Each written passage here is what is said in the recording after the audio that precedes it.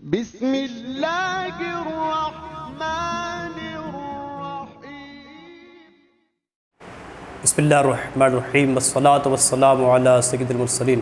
محترم ناظرین کرام، آج کا ہمارا موضوع ہے مسلمان کا لباس کیسا ہو۔ جی ہاں، مسلمان کیسی ڈریس پہنے اور کیسی ڈریس نہ پہنے۔ جی ہاں، مسلمان کے لیے اللہ تعالیٰ نے ارشاد فرمایا کہ لقد کان لکم فی رسول اللہ اسوۃ حسنہ، کہ تمہارے لیے رسول اللہ کی زندگی بہترین نمونہ ہے۔ جی ہاں، اللہ کے رسول علیہ السلام دنیا میں اسی لیے تشریف لائے تاکہ انسان انسانیتی سیکھ جائے، انسان زندگی گزارنے کا سلیقہ سیکھ جائے۔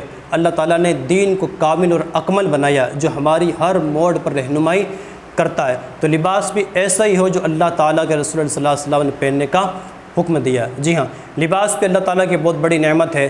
قرآن پاک میں اللہ تعالیٰ ارشاد فرماتا ہے کہ وَجَعَلَ لَكُمْ سَرَابِيلَ تَقِيكُمُ الْحَرَّ، کہ تمہارے لیے پہناوے بنائے ہیں، لباس بنائے ہیں جو تمہیں گرمی سے بچاتے ہیں۔ جی ہاں، لباس پہننے کا مقصد یہ ہے کہ انسان سردی گرمی کی تکلیف سے بچے اور ساتھ ہی اپنے بدن کو چھپائے، یہ لباس کا مقصد ہے۔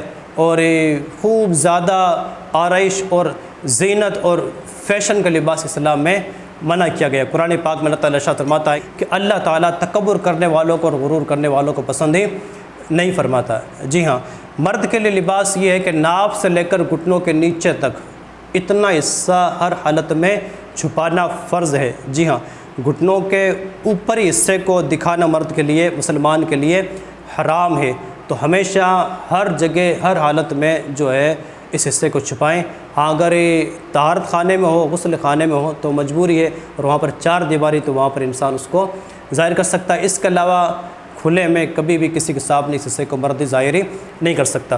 عورت کے لیے ہتھیلی اور چہرے کی ٹکیا اور پاؤں جو ٹخنوں سے نیچے ہو، ان تین حصوں کے علاوہ ہتھیلیاں اور چہرہ اور ٹخنے سے نیچے پاؤں، ان کے علاوہ پورا بدن جو ہے عورت کے لیے چھپانا فرض ہے، اور موٹا کپڑا پہننا ضروری ہے۔ بہت سی ماں بہنیں باریک لباس پہنتی ہے جن سے ان کا بدن کی رنگت ظاہر ہوتی ہے، ان کے بدن کی رنگت ظاہر ہوتی ہے اور بدن جو ہے جھلکتا ہے، تو ایسا لباس اسلام ماں بہنیں نہ پہنیں۔ ساتھ ہی برقع بھی ایسا ہو جو واقعی پردے کا کام کرتا ہو، اور برقع بھی اگر فیشنی ہو، ڈیزائن والا ہو تو وہ پردہ نہیں ہے، وہ زینت ہے، تو زینت والا برقع نہ پہنیں بلکہ پردے والا برقع پہنیں۔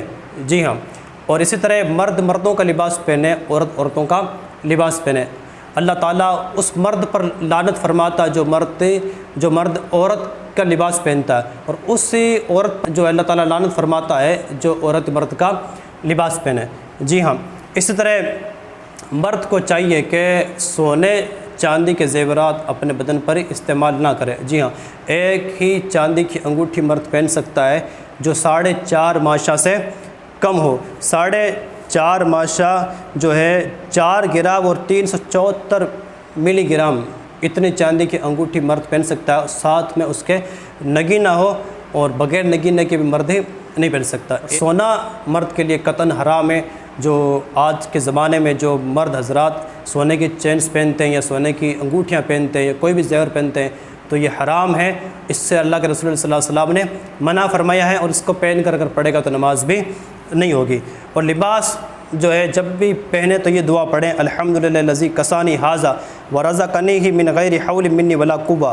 اگر یہ دعا مرد عورت مسلمان اگر دعا پڑھے گا لباس پہننے سے پہلے تو اللہ تعالیٰ اس کے تمام اگلے پچھلے گناہوں کو معاف فرما دے گا۔ یاد رکھیں، فیشن لباس نہ پہنیں، غیروں کا لباس ہی نہ پہنیں۔ آج کے زمانے کے اندر فیشن کے متوالے ایسی پینٹ پہنتے ہیں، ایسی جینس پہنتی ہے جو جگہ جگہ سے پھٹی ہوئی رہتی ہے، ان پر خدا کی لعنت ہو۔